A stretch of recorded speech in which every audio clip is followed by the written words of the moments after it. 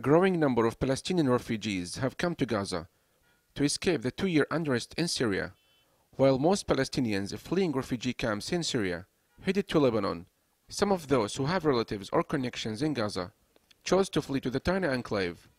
There is no official number yet for the people who managed to enter Gaza, either via Egypt's controlled Rafah land crossing or underground tunnels under Gaza-Egypt border.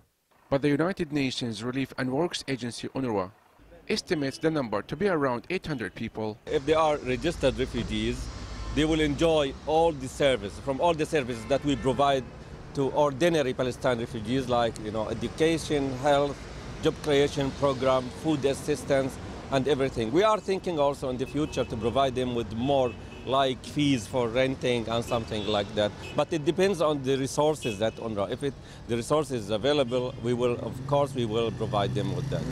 As confrontations between the Syrian regular army and opposition forces step up, the number of Palestinian refugees in Syria taking refuge in Gaza is on the rise.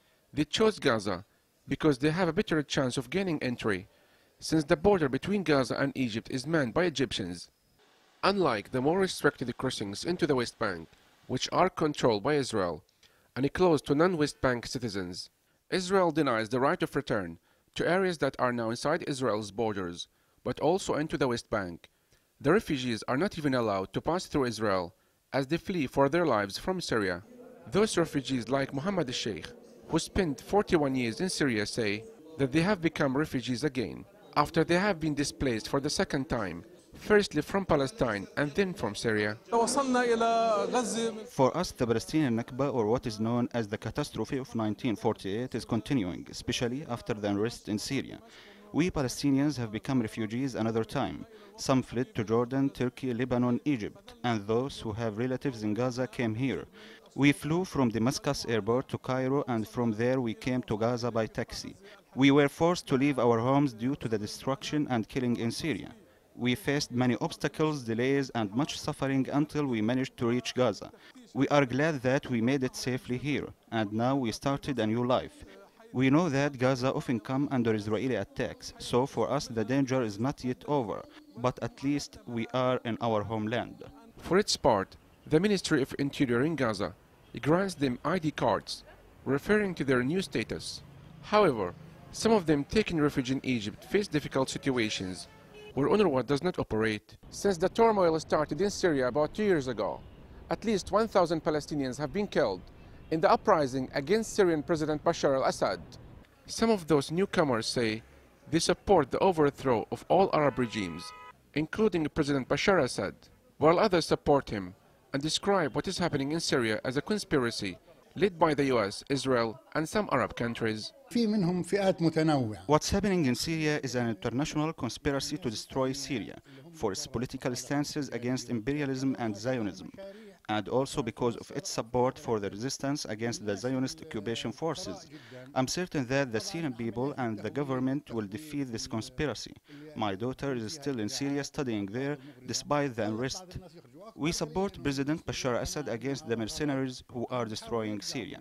They stand for the Palestinian peoples, and for me it's not standing against or with any political party in Syria, but we understand, because of the situation in Syria and the killing of many people, that the regime of Bashar al-Assad is having the full responsibility, because he's ruling and he can take decisions easily. He can leave the country, he can step aside and leave the political scene.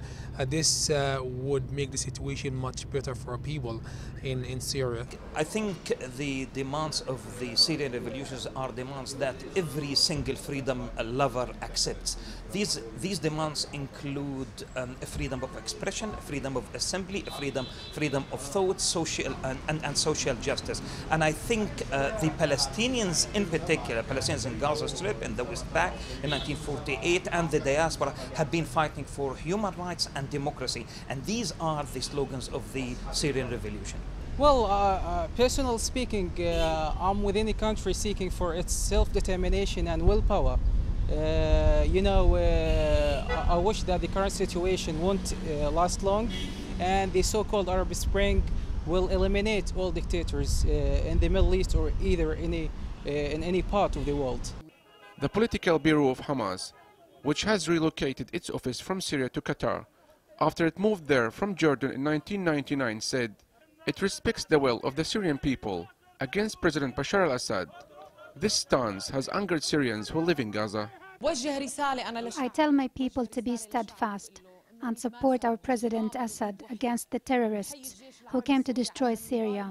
Those who claim to be a resistance movement and received endless support from the Syrian government in the past years should be ashamed of themselves.